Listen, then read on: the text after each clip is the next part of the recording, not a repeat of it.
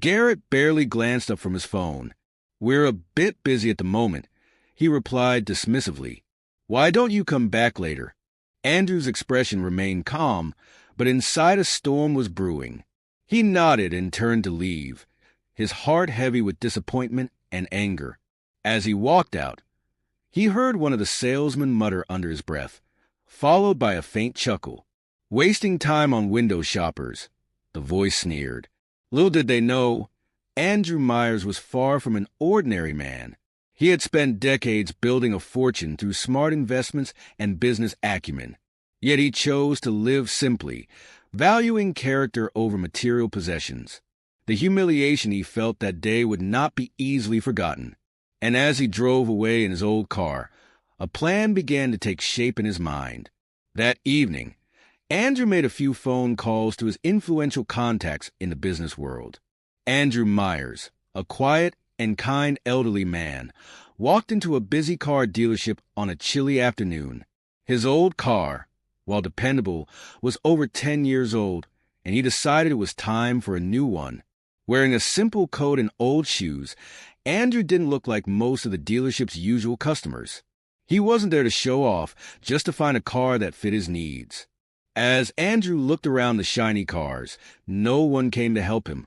The salespeople were busy chatting with younger customers who seemed wealthier.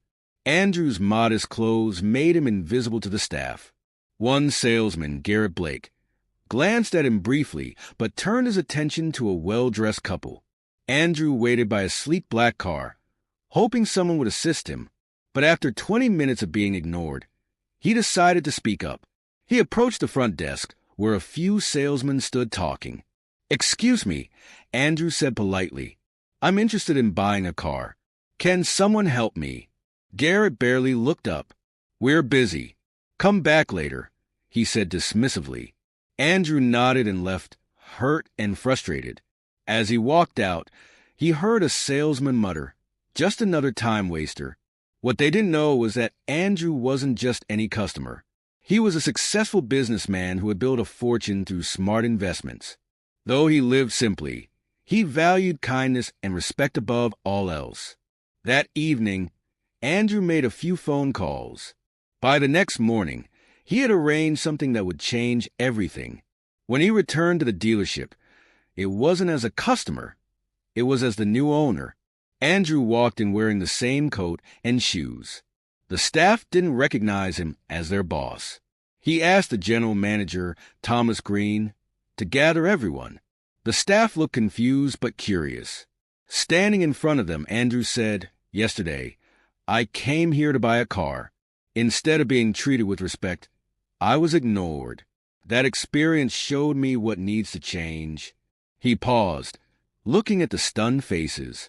"As of today, I am the new owner of this dealership. Things will be different from now on.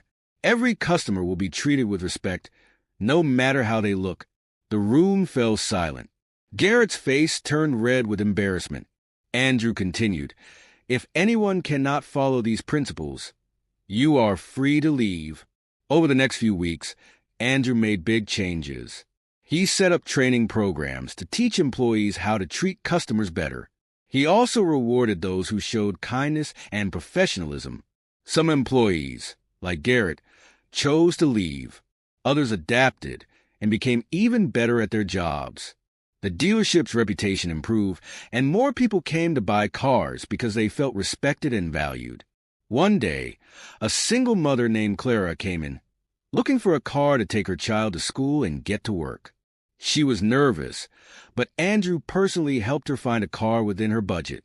She left in tears of gratitude, sharing her story with friends and family. Stories like Clara's spread, and the dealership became known for its honesty and care. Even Garrett, after struggling to find another job, apologized to Andrew and asked for a second chance. Andrew gave him an opportunity, and Garrett became one of the most dedicated employees. One particularly busy afternoon, an elderly couple walked into the dealership. They were hesitant and overwhelmed by the shiny cars and bustling staff. Andrew, noticing their discomfort, approached them with a warm smile. "How can I help you today?" he asked kindly. The couple explained they needed a reliable car for their retirement travels, but were unsure where to start. Andrew guided them personally, ensuring they felt confident in their choice. By the time they left, the couple was beaming with happiness, thrilled with their purchase and the care they received. Andrew's efforts didn't stop at the dealership. He began community outreach programs, offering free car maintenance workshops and sponsoring local events. The dealership became a hub for the community, a place where people felt welcome and supported. Andrew also implemented a scholarship program for young students interested in automotive careers. Investing in people is the best investment, he often said.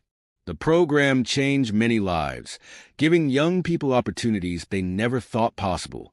Garrett, now a transformed employee, played a significant role in these initiatives. He often shared his story with new staff, emphasizing the importance of humility and respect. "I learned the hard way," he would say. "Treat every customer like they matter, because they do." Years later, Andrew's dealership was celebrated as one of the most customer-friendly businesses in the country. Andrew's story was featured in newspapers and TV shows, inspiring countless others to prioritize respect and kindness in their own lives and businesses. But Andrew's impact went beyond just a dealership. He started a mentorship program for aspiring entrepreneurs, sharing his wisdom and experiences to help them succeed. He believed that success was about lifting others, not just achieving personal goals. One of his mentors, a young woman named Lisa, had a dream of starting her own eco-friendly car rental service. With Andrew's guidance and support, Lisa launched her business, which quickly gained popularity for its innovative approach and customer-centric policies. Lisa often credited Andrew for her success, calling him her guardian angel. On the dealership's 5th anniversary under Andrew's leadership, the staff surprised him with a heartfelt celebration. They shared stories of how his kindness had transformed not only the business, but also their personal lives. Many employees had found a renewed sense of purpose and pride in their work. During the celebration, Andrew spoke to the staff. "This dealership is more than just a place to buy cars," he said. "It's a place where respect, kindness, and community come together. I'm proud of what we built together, and I'm excited for what's ahead." The dealership continued to thrive, becoming a model for businesses everywhere. Andrew's legacy was not just about selling cars, but about showing the world that treating people with dignity and respect is the true measure of success. In his later years, Andrew took a step back from daily operations, entrusting the dealership to a new generation of leaders who shared his vision. He spent more time with his family, enjoying the simple pleasures of life. Yet, he remained a beloved figure in the community, often visiting the dealership to greet old friends and meet new customers. Andrew Myers proved that success isn't just about wealth or appearances. It's about how you treat others and the positive impact you make. His journey turned a simple car dealership into a beacon of hope, reminding everyone that one act of kindness can change everything.